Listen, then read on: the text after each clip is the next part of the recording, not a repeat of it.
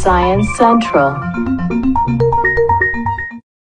So what made the discovery of microRNAs and the short interfering RNAs so important? Well, I guess they're important because they represent a completely new class of regulatory molecule that we previously had no idea about in eukaryotic cells, that is, cells with nucleuses, with a nucleus. And what they're able to do is to switch things off. And of course, when you think about a living system, everybody thinks about, oh, switching on genes. But of course, expression of genes is not just a question of switching things on at the right time, it's also a question of switching things off at the right time.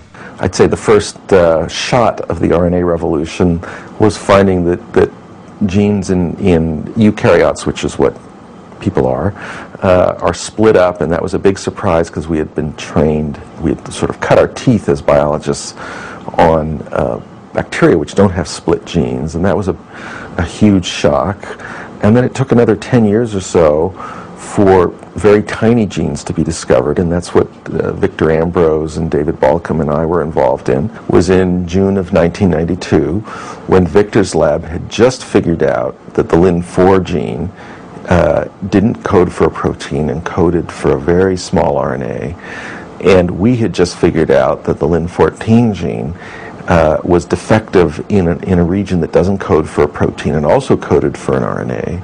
And we had talked in the afternoon about looking for whether there was any chance that the two RNA genes would fit together, that by looking at the sequence of letters in his gene and the sequence of letters in our gene, that the letters would match with the classic Watson-Crick base pairing of A's and T's and G's and C's. And he looked and I looked, and a phone call at 11 at night or whatever, midnight, do you see it, do you see it? Yes, and we rattled off the sequences, and we had seen that there was multiple places where his gene and my gene would mate up together, and it was, those sequences were also the parts of the genes that were the least changed over evolutionary time, which was a kind of proof that this was correct. So that was the first eureka moment. At the time, there really had been nothing like it described. There was no gene product so small as 22 nucleotides long. So the idea that such a small molecule could be a regulator and have such important impact on the development of this animal, C. elegans, was really quite astonishing. The initial discoveries that Gary Ruvkin and Victor Ambrose made were based on genetics.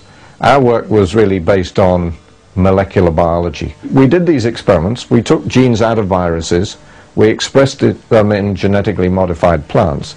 And indeed, we found that the genetically modified plants were resistant against the viruses, as we expected.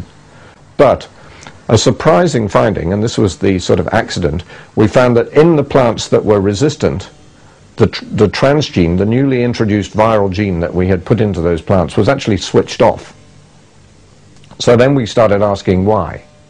And it turned out, cutting a long story short, it turned out because the transgene that we had put into the virus was doing something that we now called RNA silencing. So Gary and I found these small RNAs involved in developmental timing in the nematode, and David Balcom found small RNAs, same size, involved in this host defense against viral pathogens in plants. So that convergence told us then that these small RNAs were part of a suite of phenomena that must have evolved prior to the separation of plants from animals. So this would be many hundreds of millions of years ago. They're living fossils. They're relics that still exist in our genomes, probably left over from the RNA world. It's pretty clear that the first life forms were RNA-based, and so they might actually be ancient genes. The small RNA genes could be sort of a window to what the world was like before proteins were actually even invented.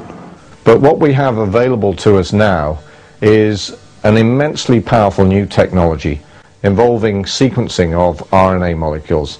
And it means that we can, in one experiment, sequence tens of millions of these short RNA molecules. And this new technology is allowing us to see the enormous diversity and complexity of the small RNAs that are present in cells in a way that we were really not able to do before.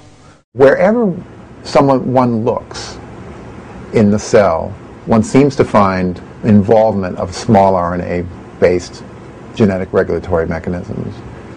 And so, regardless of what field somebody had already been studying, when the microRNAs and siRNAs and RNAi emerged, that person could turn their attention to the potential role of a microRNA or the potential role of siRNA-based gene regulation. People who work on oncogenes are thinking hard about whether microRNAs are involved. We've found recently in some of our genetic research that a tumor-causing gene called retinoblastoma, which is in the worm related to what causes retinal tumors in people and is a very important gene in tumor genesis in people, activates tiny RNA pathways, and in the worm we showed that we could cure effectively what the cancer that a worm gets by inactivating RNAi. That doesn't mean that it's going to work in humans, but it means that clearly these tiny RNA pathways are part of what makes a tumor happen. So I can imagine powerful medicines being developed that are based on tiny RNAs plus the cofactors that are necessary for the dance they do in a cell, and that will be a next generation of therapies that will, as we discover how they're involved in the causes of disease, we'll also be discovering how they could be involved in the cures for diseases. So my hope is that maybe in the next decade or so, we'll go from a situation where we generally feel helpless, more or less helpless, about the suffering of people in the world, to one where we have the means to simply treat almost essentially anybody who's sick. In C. elegans, we can routinely knock down genes by simply feeding the worm bacteria that's producing a double-stranded RNA. If we can get the small RNA into the cell, it'll do the work.